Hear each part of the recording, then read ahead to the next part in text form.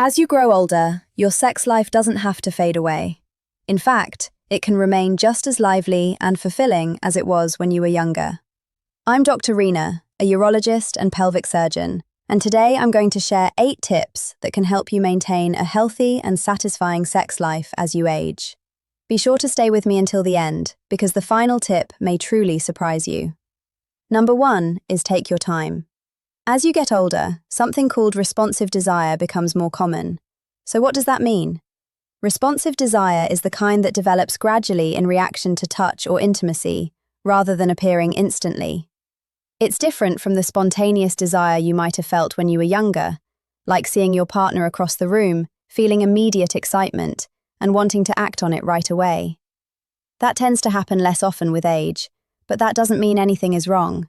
It simply means your body needs a bit more time. Spend more time in foreplay, allowing yourselves to connect, explore, and enjoy each other in ways beyond just penetrative sex. Number 2, consider having sex in the morning. Why is that helpful? The reason is that our bodies produce testosterone, a hormone that plays a major role in libido or sex drive. In many people, your level of sexual desire is closely linked to how high your testosterone levels are. This hormone follows your body's natural circadian rhythm, meaning it's at its highest in the morning and gradually decreases throughout the day. If your testosterone were measured early in the morning, it would likely be at its peak, then slowly decline as the day goes on, rising again after a good night's sleep. So take advantage of that natural boost and choose the morning instead of nighttime, especially since fatigue tends to be highest in the evening, making it harder to feel in the mood when you're tired. Number 3, be open to experimenting. As you age, your genitals may become a bit less sensitive over time. This happens because, just like the rest of your body, your nerves also age. Because of this, some people may find that they need more stimulation to reach climax. Some women may also notice that achieving orgasm becomes more challenging than it used to be. So while there are several possible reasons for these changes, some of it may be related to reduced sensation in the genitals. In those situations, it can really help to try new things. What I often explain to my patients is that if you think about the spinal cord, it has different types of sensory pathways. These include pressure, temperature, and vibration. Because of that, it's helpful to explore different ways to stimulate those pathways.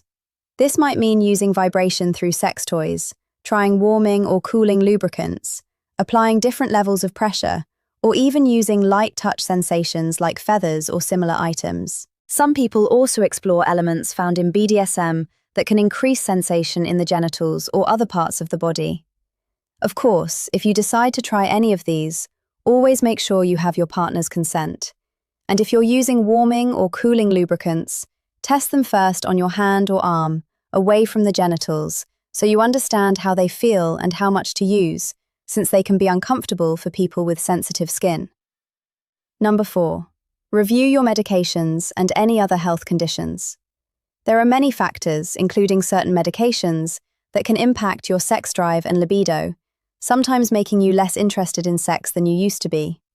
It's important to go over these with your doctor and see if any adjustments can be made.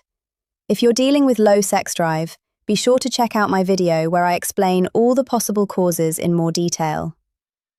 Number 5, use lubricant, and for postmenopausal women, consider vaginal estrogen. This is especially relevant for women who are peri- or postmenopausal, as they often produce less natural lubrication. This happens for several reasons, but the main one is a decrease in estrogen levels within the vaginal tissues.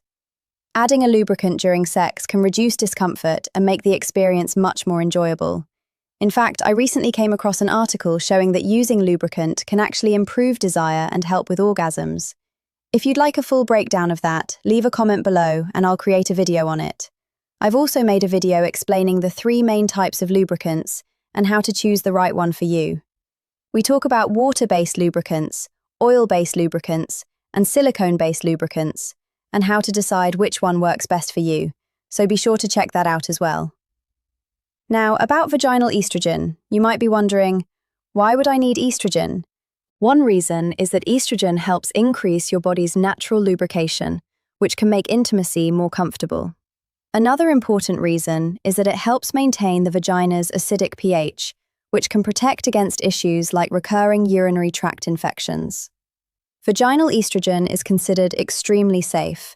There have been no reports linking it to blood clots, cancer, or other serious problems when used in this form. However, because oral estrogen has had some concerns, both forms carry the same warning label. That said, vaginal estrogen itself is very, very safe. It comes in several options: a suppository, which is a small tablet inserted into the vagina twice a week at night; a cream, which you can apply like a lotion or with an applicator before bed; or a ring that your doctor places every 3 months, which slowly releases estrogen into the vaginal tissue. Most of that estrogen stays localized, with only a very small amount entering the bloodstream, so it has minimal effect on your overall hormone levels and mainly benefits the vaginal area. Number 6. Use sex aids. What does that mean? These are tools designed to help individuals who may have limited mobility, balance challenges, or general fatigue. They can make it easier to get into certain positions or engage in different activities, allowing you to continue enjoying intimacy, even if you've experienced something like a stroke, weakness, or other physical limitations. There's a great video I'll link in the description from an occupational therapist who explains these in detail. I'll briefly mention them here as well. Although the video focuses on people with spinal cord injuries, the information is helpful for anyone who finds that physical movement has changed with age and is affecting their sex life. There are many different types of aids available. For example, you can use firm foam positioning pillows that provide more support than regular pillows, helping you stay comfortable in certain positions. There are also wedges, rockers, and ramps, various tools that can help you or your partner find supportive and comfortable positioning, so they feel more comfortable during intimacy. You can also search online for similar items labeled as regular positioning pillows and use them for the same purpose, since they're often more budget-friendly. In addition, there are support straps or door-mounted swings that can help you or your partner get into positions that make oral or penetrative sex easier. There's also a tool sometimes called a G-spot assist, which can help lift your partner's legs if they have weakness or trouble doing so on their own. And finally, if you tend to get tired quickly, adding vibrators into your routine can be a great way to keep things engaging and help both you and your partner reach climax more easily. Number 7. Stay positive. A research study known as the National Survey of Midlife Development in the United States looked at around 3,500 adults aged 45 and older. Participants were surveyed at one point and then again 10 years later. They were asked how often they were intimate, how satisfied they felt, and what they expected their sex life to be like in the future. Specifically, they rated their expectations for 10 years ahead on a scale from 0, meaning the worst, to 10, meaning the best. What researchers discovered was that those who were the most optimistic, those who believed they would still have a fulfilling sex life, actually ended up having more frequent and more satisfying experiences. This effect was even stronger than factors like physical limitations. For example, women who had mobility challenges but maintained a positive outlook reported better and more frequent intimacy than those without mobility issues who had a negative outlook. In other words, optimism played a major role. As I often say, your mind is one of the most powerful tools you have when it comes to intimacy. And number 8, the one many of you have been waiting for, is this. Even if you're experiencing difficulty with erections, it's still possible to have an orgasm. You might be wondering how that works, and while it may not be what everyone expects, the reality is that some individuals may face challenges with erections due to health, access to care, or affordability of treatment. Even in those situations, it's still possible to experience deeply satisfying pleasure. The key is to explore other forms of stimulation, spend quality time with your partner, and discover different sensitive areas of the body. This could be the ears, the chest, the inner arms, or anywhere that feels good to you.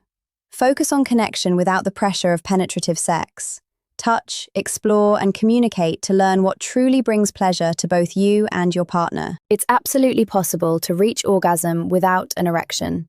I've heard people say, pleasure matters more than performance. I believe that quote is from Emily Nagoski, though I'm not completely certain, so don't hold me to it. But the message is important. Focus on enjoyment rather than performance.